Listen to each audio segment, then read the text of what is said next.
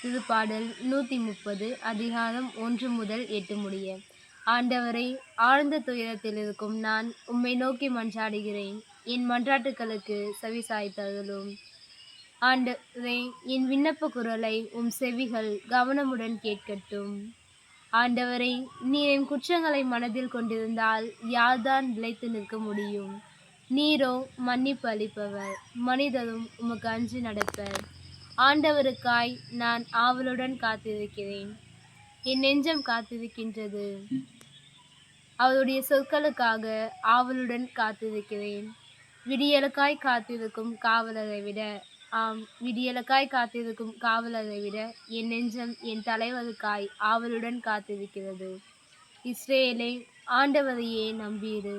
பேரன்பு அவரிடமே உள்ளது. மிகுதியான மீட்பு அவரிடமே உண்டு. எல்லா தீவினைகளில் நின்றும் இஸ்ரேலை மீட்பவர் அவரே.